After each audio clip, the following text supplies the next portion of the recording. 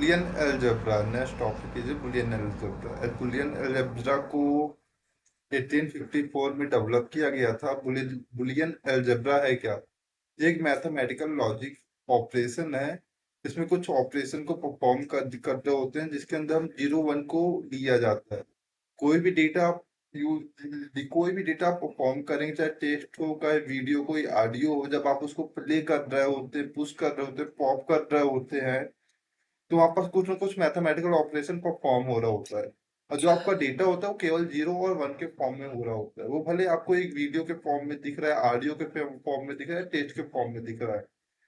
और इसी प्रकार बुलियन लॉ होते हैं बुलियन अलजेब्रा के अंदर, जिसके थ्रू हम मैथमेटिकल ऑपरेशन को परफॉर्म कर रहे होते हैं।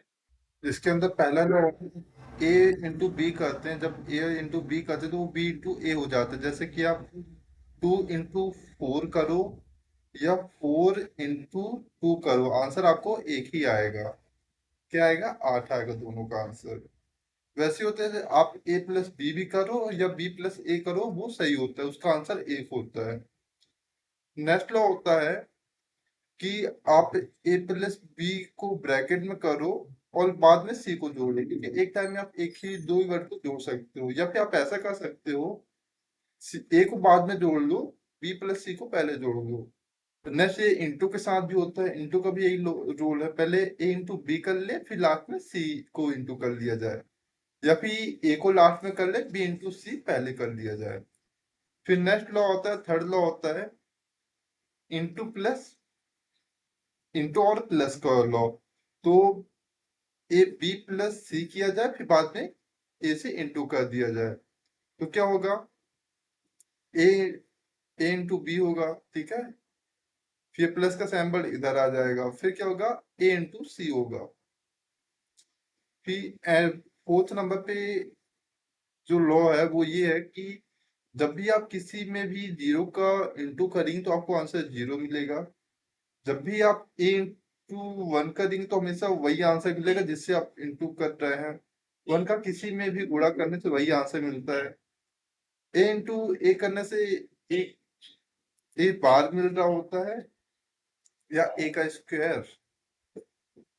देन नेक्स्ट लॉ है, और आप ए में जीरो जीरो को किसी में ही जोड़ेंगे तो वही नंबर मिलता है। ए में यदि जीरो को जोड़ेंगे तो ए ही मिलेगा।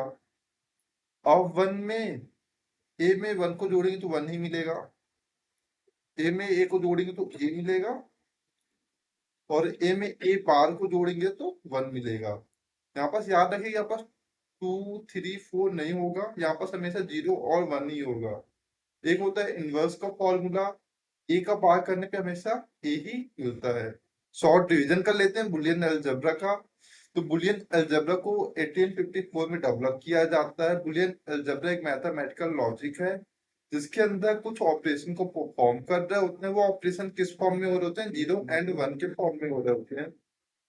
वन हमेशा रिप्रेजेंट कर रहा होता है ट्रू वैल्यू को जो सही है, और जीरो वैल्यू हमेशा क्या रिप्रेजेंट कर रहा होता है? फॉल्स वैल्यू को रिप्रेजेंट कर रहा होता है। इसके अंदर कुछ बेसिक रूल्स हैं जिससे हम जीरो और वन के बीच में ऑपरेशन को परफॉर्म करते होते हैं।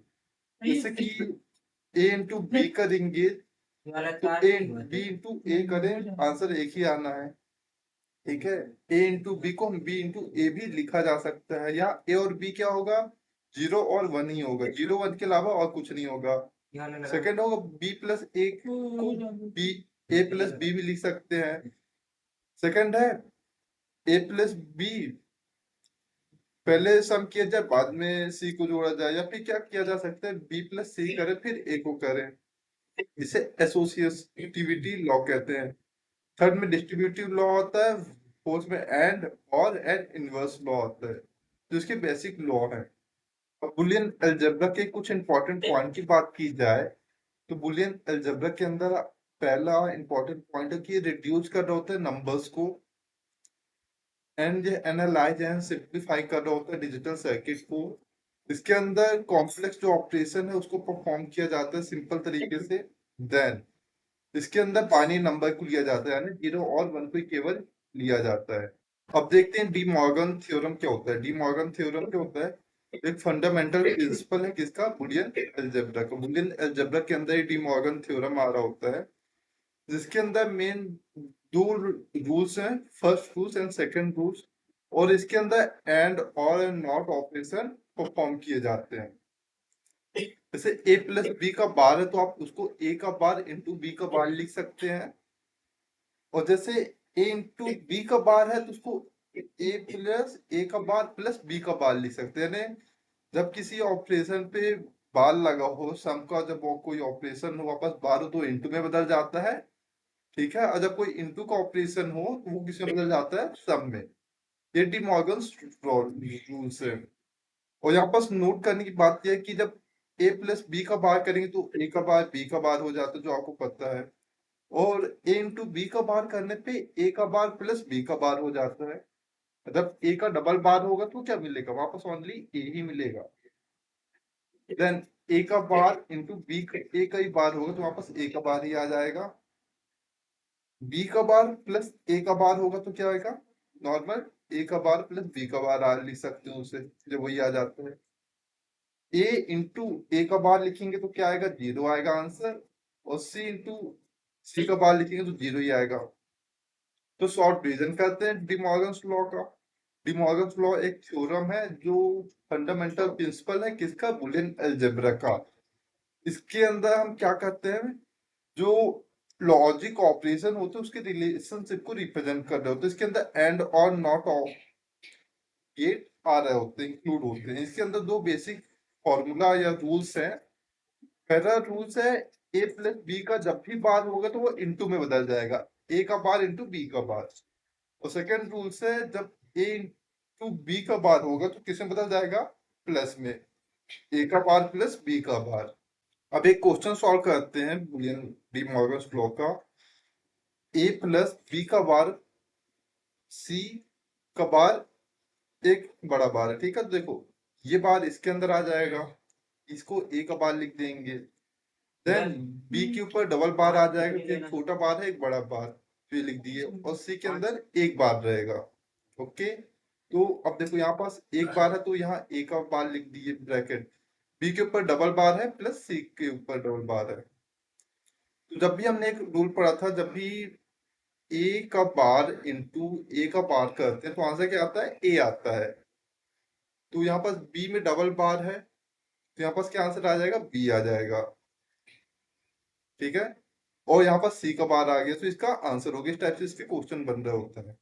तो यहाँ पर हमें सभी को अलग अलग करना होता है, वो वाले जो हमने ऑपरेशन पर उसको परफॉर्म करना होता है, नॉर्मली सॉल्व कर देना होता है। तो यहाँ पास क्या था, यहाँ पास सिर्फ एक ही रूल लगा, जब ए का डबल बार होता है तो क्या आंसर आ जाता है, ए ही आ जाता है। बाकी इससे आगे तो सॉल्व हो नहीं सकता। जैसे नेक्स्ट क्वेश्चन है, एक बड़ा बार है फिर उसके अंदर ए प्लस बी है इंटू ए प्लस बी का बार है, फिर इंटू ए का बार प्लस बी प्लस सी का बार है। तो देखिए ये बड़ा बार है तो सभी के पे लगेगा, तो ए प्लस सी है तो उस पे एक बार लग गया। फिर ए प्लस बी का बार है तो ए प्लस बी में एक बार लग गया। अब यहाँ पर बी का डबल बार हो जाएगा तो वो बी आ जाएगा, ठीक है। फिर यहाँ पर देखा जाए तो ए में डबल बार लगेगा, बी में एक बार लगेगा, सी में डबल बार लगेगा, तो ये लग गया। जब हमने रूल पढ़ा तो एक रूल अप्लाई कर दिया, बी का डबल बार यानी बी होगा, तो जहां जहां डबल बार है वहां पर सिंगल बार कर देंगे। तो ए का बार, देखो ए प्लस बी का बार क्या होता है, प्लस किससे बदल जाता है, इंटू में, तो ए का बार इंटू सी का बार, फिर प्लस लिखे। अब यहाँ पर देखो यहाँ पास दो ऑपरेशन परफॉर्म हो रहे हैं, ए प्लस बी का बार है तो प्लस किससे बदलेगा, इंटू में बदलेगा, और बी के ऊपर डबल बार है तो ओनली बी आ जाएगा। तो ए का बार प्लस बी। देन यहाँ पर देखो ए में डबल बार है तो डबल बार लिख दिए, अब बी में एक बार है तो एक बार लिख दिए, सी में डबल बार है तो डबल बार लिख दिए। अब देखो यहाँ पास तो ये सॉल्व होगा नहीं, ए का बार इंटू सी का बार, तो इसको नॉर्मली उतार दिए। ए का बार प्लस बी का बार, इसका कोई फॉर्मूला हमने नहीं पढ़ा तो इसको नॉर्मली लिख दिया यहाँ पर। अब ए का डबल बार है तो यहाँ पास ए आ जाएगा, बी के बार को हम सॉल्व नहीं कर सकते, और सी का डबल बार सी आ जाएगा। तो इस प्रकार से डी मॉर्गन लॉ को सॉल्व कर रहे होते हैं।